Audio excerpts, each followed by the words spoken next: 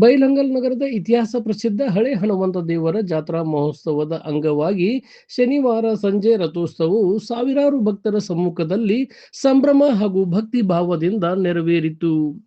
ಕಬ್ಬು, ಬಾಳೆ ಹಾಗೂ ವಿವಿಧ ಬಗೆಯ ಪುಷ್ಪಗಳಿಂದ ಅಲಂಕೃತಗೊಂಡ ರಥಕ್ಕೆ ವೇದಮೂರ್ತಿ ಸಂಜು ಶಾಸ್ತ್ರಿ ಪತ್ರಿಮಠ್ ಪೂಜೆ ಸಲ್ಲಿಸಿ ಚಾಲನೆ ನೀಡಿದರು.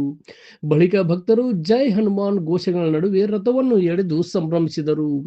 ರಥೋತ್ಸವದ ವೇಳೆ ಭಕ್ತರು ರಥದ ಮೇಲೆ ಹೂವು, ಕಾಯಿ ಹಾಗೂ ಕರ್ಪೂರವನ್ನು ಅರ್ಪಿಸಿ ತಮ್ಮ ಭಕ್ತಿಯನ್ನು ಸಮರ್ಪಿಸಿದರು. ರಥೋತ್ಸವ ದೇವಸ್ಥಾನದಿಂದ ಆರಂಭಗೊಂಡು ಉಪ್ಪಿನಕೂಟವರೆಗೆ ತೆರಳಿ ಮರಳಿ ದೇವಸ್ಥಾನ ತಲುಪಿತು. ಜಾತ್ರಾ ಮಹೋತ್ಸವ ಅಂಗವಾಗಿ ಬೆಳಿಗ್ಗೆ ಹನುಮಂತ ದೇವರಿಗೆ ರುದ್ರಾಭಿಷೇಕ, ವಿಶೇಷ ಪೂಜೆ ಹಾಗೂ ವಿವಿಧ ಅಲಂಕಾರ ಸೇವೆಗಳು ನೆರವೇರಿದವು.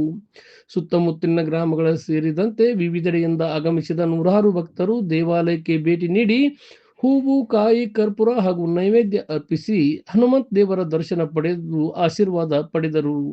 ಇದೇ ವೇಳೆ ಜೀರ್ಣೋದ್ಧಾರಗೊಂಡು ನಿರ್ಮಾಣ ಹಂತದಲ್ಲಿರುವ ನೂತನ ದೇವಸ್ಥಾನವನ್ನು ವರ್ಣರಂಜಿತ ವಿದ್ಯುತ್ ದೀಪಾಲಂಕಾರ, ತಳಿರು ತೋರಣ, ಆಕರ್ಷಕ ಅಲಂಕಾರಗಳಿಂದ ಸಿಂಗರಿಸಲಾಗಿದ್ದು ಭಕ್ತರ ಗಮನ ಸೆಳೆಯಿತು. ಜಾತ್ರಾ ಮಹೋತ್ಸವ ಅಂಗವಾಗಿ ದೇವಾಲಯದ ಆವರಣದಲ್ಲಿ ಹಬ್ಬದ ವಾತಾವರಣ ಮನೆ ಮಾಡಿತ್ತು.